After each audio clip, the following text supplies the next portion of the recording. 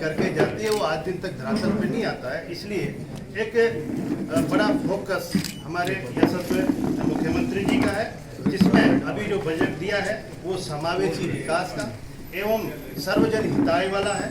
आने वाली पीढ़ियों के बेहतर भविष्य हेतु हम ये काम करने वाले, जिसमें हमारा विकसित राजस्थान 2047 का विकसित भारत की ओर प्रभावी कदम है। मैं आपको बताऊं, इस बजट में हमने जीएसडीपी बढ़कर 19,89,000 करोड़ रुपए से अधिक का अनुमानित बजट था। राज्य की प्रति व्यक्ति आय जिसको बढ़ाकर 1,85,000 जीएसडीपी में वर्ष 2024 और 25 में 16.75% की वृद्धि हुई। मैं आपको बताऊं, ये बजट जो हमारा इस बार हुआ है वो राज्य में एक पर्यावरण सुधार के लिए एक पहला ग्रीन बजट पेश किया गया है। मैं आपको बताऊं, हमारे पेयजल, सड़क, सिंचाई और नागरिक सुविधाओं के लिए जिस तरह से हमारे यशस्वी प्रधानमंत्री जी ने हमारे मुख्यमंत्री जी के आग्रह पे, पहले कांग्रेस सरकार थी, उसने जल जीवन मिशन जो काम है उसमें देरी और उसमें घपले किए हैं, तो उस हमारे यशस्वी मुख्यमंत्री जी की मांग पे जो जल जीवन मिशन की अवधि 2028 तक बढ़ाई गई है, इससे हमारे बहुत ज़्यादा लोगों को हम फायदा पहुंचा सकेंगे, जिसमें 20 लाख घरों में हम पेयजल पानी पहुंचाने का काम इसमें करेंगे। 1,000 इस बजट में हमारे नए ट्यूबवेल सैंक्शन और 1,500 हैंडपम्प हमारे इस राजस्थान में हर विधायक की कॉन्स्टिट्यूंसी में लगेंगे।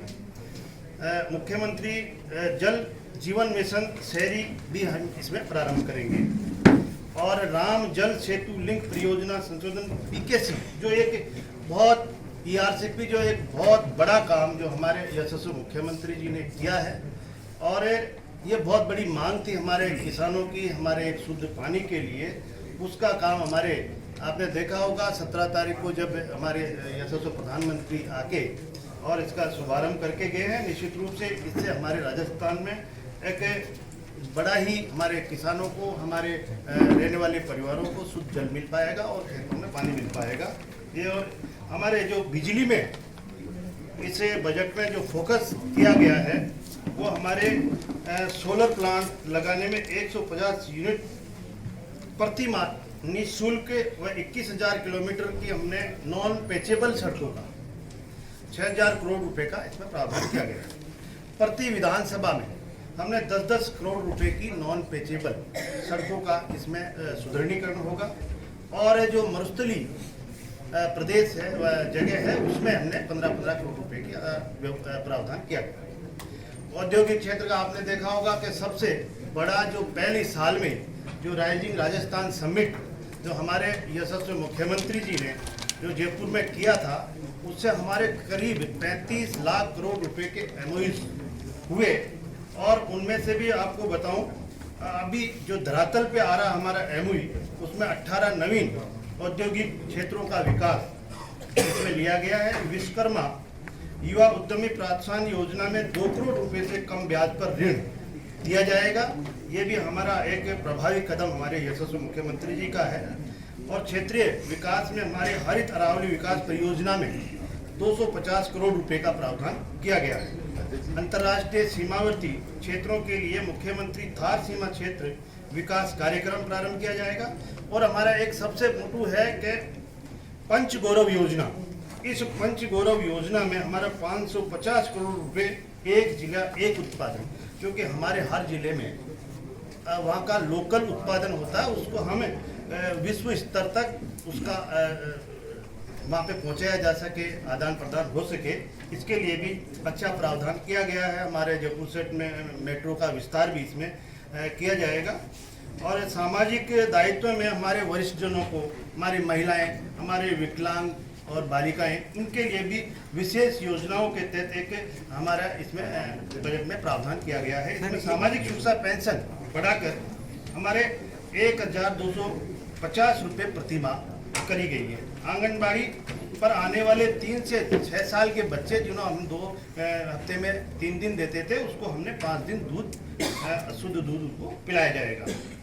और इस तरह से हमारे जो वरिष्ठ नागरिक है उनको पहले हम रेल से यात्रा करवाते थे, उसको हवाई जहाज की यात्रा भी करवाने का लक्ष्य लिया गया। सर ये तो सब घोषणाएं हैं सरकार ने। मैं जो बजट है, जो आप बजट के बारे में सुनिए, कितना अच्छा बजट है सर। हमारे यशस्वी मुख्यमंत्री जी, हमारी भारतीय जनता पार्टी की सरकार जिस सोच से, जिस विजन से राजस्थान के विकास के लिए, राजस्थान के उत्थान के लिए करती है, उसको आप सुनिए कि आम जन भावना, हर वर्ग, हर क्षेत्र को सम्मिलित करते हुए ये बजट पेश किया गया है।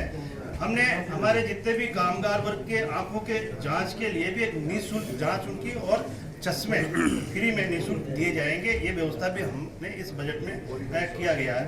1 लाख दिव्यांग 20,000 रुपये तक के हमारे ये आर्टिफिशियल लैंप से जो हम देंगे, और बालिकाओं को प्रोत्साहन हेतु 35,000 रुपये की स्कूटी, 35,000 स्कूटियाँ हम वितरण करेंगे। पहले वाली हम कर रहे हैं। और एक और छूट हमारे को स्टाम्प ड्यूटी में छूट दी है, जिसमें पति के साथ संयुक्त नाम से सक्रिय वो क्रय की गई जो है जमीन, उस पर 50 लाख रुपए तक की संपत्ति पर स्टाम्प ड्यूटी 0.5% की छूट उसमें दी गई है।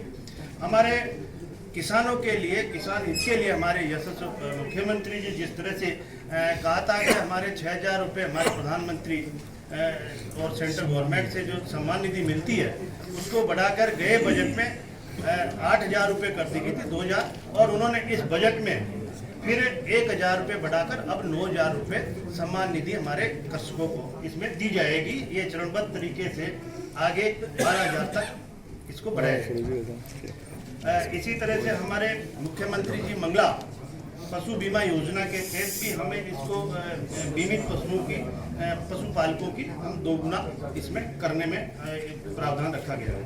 और गेहूं का MSP मूल्य गई बार 150 रुपये गए बजट में हमारे मुख्यमंत्री जी ने घोषणा की थी, वो बढ़ाया था, और अब 150 रुपये इस बजट में हमारे गेहूं का समर्थन मूल्य बढ़ाया गया है। और हमारे जिस तरह से जनता को अच्छी जन सुनवाई के लिए, उनकी जो भी समस्या है उनके निदान के लिए हमारे हर विधानसभा में जन सुनवाई केंद्र हो, विधायक का एक जन सुनवाई ऑफिस हो, उसके लिए भी हमने अब की बार हर विधानसभा में विधायक के लिए जन सुनवाई केंद्र खोलने की घोषणा की है इस बजट में। आपको बताएं, नवस्थापित 8 जिले जो हमने पुराने जिले खत्म जो इन्होंने बनाए थे आनंद फानन में, उनमें से 8 जिले रखे, और 8 जिलों के लिए हम समस्त विभागों के लिए जिला स्तरीय कार्यालयों की स्थापना कर रहे हैं। इस तरह से हमने 8 नवीन फाइबर थाने भी इसमें, हाँ, साइबर जो थाने हैं उनको भी खोलने का प्रावधान इस बजट में किया गया है। आपके अगर मैं भीलवाड़ा की बात करूं इस बजट में, तो आपके भीलवाड़ा में ऊर्जा विभाग में RPL नगर भीलवाड़ा में 132 kV GSS एवं गोविंदपुरा आसीन, रेड़वासा, जाजपुर और जलिंद्री मांडलगढ़ में 33 और 11 kV GSS का निर्माण कराया जाएगा। स्वायत्त शासन विभाग में भीलवाड़ा जिले में आगामी 3 वर्षों में clean and clean eco cities के रूप में इसको विकसित किया जाएगा। शाहपुरा में ऑडिटोरियम का निर्माण कराया जाएगा। भीलवाड़ा में हमारे सॉलिड वाटर प्रोसेसिंग प्लांट, जिसमें कंपोस्ट खाद का उत्पादन होगा, उसका भी संचालन करवाया जाएगा। उच्च शिक्षा में आपके यहाँ भीलवाड़ा में नवीन पॉलिटेक्निकल महाविद्यालय, मांडलगढ़ में कृषि महाविद्यालय और आसीन UG महाविद्यालय में PG महाविद्यालय को क्रमोन्नत किया गया है। सार्वजनिक निर्माण विभाग में आपके कई जिले में बहुत सारी रोडें हैं, इन रोडों का भी यहाँ निर्माण कराया जाएगा, जिसमें 152 किलोमीटर रोडों का नवीन रोडें यहाँ करवाई जाएगी।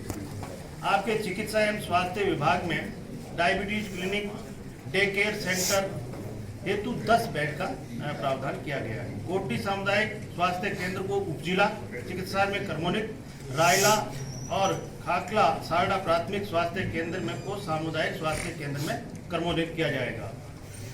मरेवड़ा रामपुरिया आसीन में नवीन स्वास्थ्य केंद्र खोला जाएगा। आपके उद्योग में यहाँ पीपलून और पंडेर व रेडवासा में नवीन औद्योगिक क्षेत्रों की स्थापना होगी। भीलवाड़ा में टेक्सटाइल पार्क का विस्तार किया जाएगा और सामाजिक और न्याय अधिकारिता विभाग में आपके भीलवाड़ा में विद्यालय स्तरीय सावित्रीबाई फुले छात्रावास खोले जाएंगे। सापुरा में महाविद्यालय स्तरीय छात्रावास खोले जाएंगे और पर्यटन में हमारे मालाचेरी जो आसीन धार्मिक स्थल व प्रेम सागर सरोवर आसीन के सौंदर्यीकरण, जीर्णोद्धार व अन्य कार्य करवाए जाएंगे और बिंगोद संगम को त्रिवेणी संगम के रूप में विकसित किए जाने संबंधी कार्य भी यहाँ पे करवाए जाएंगे। खेलकूद में आपके आसीन में खेल स्टेडियम, नागरिक उड्डयन विभाग में हमीरगढ़ हवाई पट्टी पर का उन्नयन कर बड़े हवाई जहाज उतारने योग्य बनाया जाएगा। आपके पशुपालन में सापुरा चिकित्सालय को बहुउद्देश्य पशु चिकित्सालय में क्रमोन्नत किया जाएगा और सवाईपुर मांडलगढ़ पशु चिकित्सा को प्रथम श्रेणी पशु चिकित्सालय में क्रमोन्नत किया जाएगा। ये आपके भीलवाड़ा में किया जाएगा। इस बजट में आप देखिए, आपकी पहले की सरकारें भी आपने देखी है और जिस तरह से कांग्रेस ने केवल घोषणा और जिस तरह से वो 5 साल इस राजस्थान के विकास को रोकते गए हैं और इस 1 साल में जो हमारे यशस्वी मुख्यमंत्री जी ने जिस तरह से इस राजस्थान के विकास को लेकर, राजस्थान के उत्थान को लेकर जिस तरह से जो कार्य कर रहे हैं, जो विजन है 1 साल में आपके सामने निखर के आ रहा है। सर, आपके विधानसभा क्षेत्र में स्थित लोकसभा क्षेत्र है, उस लोकसभा क्षेत्र में नाबालिग बच्चियों को प्रेम जाल में फंसाकर शोषण किया जा रहा है। वो मामला देश भर में सुर्खियों में, लोग सड़कों पर है। ये माननीय भजनलाल जी की सरकार है, किसी भी अपराधी को बख्शा नहीं जाएगा। निश्चित रूप से जहाँ भी जो भी हम त्वरित गति से हमारे मुख्यमंत्री जी गंभीर होते हैं हर चीज को लेकर, निश्चित रूप से उन अपराधियों पे जल्दी से जल्दी पकड़ के और उनका बैरवा साहब, प्रमोद तिवारी, आज तक। अभी आपने जिलों की बात की है, आपकी कॉन्स्टिट्यूंसी में भी एक कल बड़ा जन आंदोलन हुआ है, मीटिंग हुई है। शाहपुरा में जब से जिला खत्म किया तब से आंदोलन हो रहा है। आपके जो इंचार्ज सेक्रेटरी हैं राधा मोहन जी अग्रवाल कहते हैं कि जिले खत्म करने की, दूधू खत्म करने की सबसे बड़ी खुशी शायद आपको हुई है, जैसा उन्होंने कहा। तो क्या वास्तव में दूधू जिला खत्म करने की आपको खुशी हुई है? और दूसरा सवाल ये कि क्या सरकार एक बार फिर रिव्यू करेगी जिलों को लेकर? देखिए, निश्चित रूप से समय समय पर जो आवश्यकता होती है और सरकार पूरे तरीके से उसकी विस्तृत उसकी समीक्षा करके किस तरह से हो और किस तरह से क्षेत्र को हम सम्मिलित करें, जनसंख्या उसमें कितनी हमारी होनी चाहिए, इन कई चीज़ों का प्रावधान लेकर और निश्चित रूप से जिले बनाए जाते हैं तो सारी सुविधाएं हम दे पाते हैं। अब आनंद फानंद में आप अगर 17 से 20 जिले 17 जिले बना दें और उसमें व्यवस्था हम कुछ नहीं कर पाए तो एक चरणबद्ध तरीके से जिलों का, जिस तरह से पहले भी ये पहली बार देखा है कि इतने जिले एक साथ किए गए, लेकिन वो धरातल पे नहीं उतर पाएंगे क्योंकि जब इतना बजट एक साथ उसका कोई प्रावधान नहीं था उस सरकार के पास। और भारतीय जनता पार्टी जिन जिलों को रोके उनमें पहले पूरी व्यवस्थित तरीके से करेगी, आगे भविष्य में जैसे जैसे आवश्यकता होगी निश्चित रूप से होगा। Sir Yogesh Paneri Mewar place sir, इसलिए बजट में घोषणा की गई थी कि पत्रकारों को जीजीएचएस कार्ड बनाए जाएंगे। सर, वो धरातल पे नहीं उतरी और नई योजनाएं आ गई। निश्चित रूप से अगर ऐसा है तो हम आपको इसके बारे में भी पूछ के सारी चीज बताएंगे। सर, भीलवाड़ा की सबसे बड़ी रिक्वायरमेंट मेडा सिटी की है। यहाँ पे मेडा सिटी को लेकर कोई चर्चा नहीं हुई, किसी ने बात भी नहीं की। भीलवाड़ा में पटरी पार्थ एक जिला स्तरीय अस्पताल है, लेकिन यहाँ पर मैंने आपको कहा ये हमारे डबल इंजन की सरकार है। माननीय यशस्वी मुख्यमंत्री जी हर चीज को चरणबद्ध तरीके से एक एक चीज पहले क्या हो बाद में क्या होगा, निश्चित रूप से जो भी चीजें हैं चरणबद्ध तरीके से अभी 4 साल और है, उन 4 साल में इस राजस्थान के हर विकास हर क्षेत्र को लेके करेंगे। सर, विधानसभा में बैरवा साहब, कांग्रेस भीलवाड़ा को धरना दे लेकर रहे हैं। डीएमएफटी, यूआईटी, नगर निगम इन्हीं का बजट प्रोविजन है, फाइनेंशियल प्रोविजन इन्हीं का।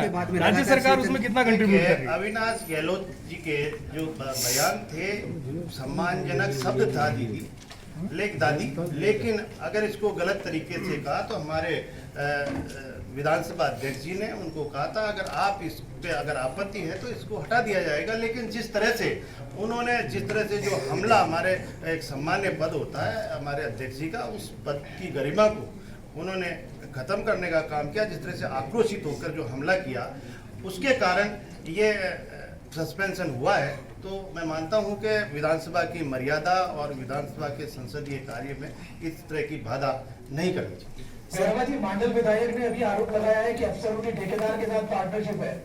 निश्चित रूप से आपने अभी सुना होगा, हमने अभी यहाँ के जो हमारे पीडब्ल्यूडी के अधिकारी और कलेक्टर साहब और सचिव साहब को निर्देशित किया है कि इसकी जांच हो और जांच करें। सर भिलवाड़ा एक औद्योगिक नगरी है और वस्त नगरी भी है, जहाँ देखा गया ये इतनी फैक्ट्री है, परंतु बिजली पर आपने कोई बजट में कोई दरों में संशोधन वगैरह कुछ भी नहीं किया। बिजली हमने किया ना, दरों में संशोधित 150 यूनिट हम फ्री देंगे। नहीं, फ्री वाले सर कंट्री में सबसे महंगा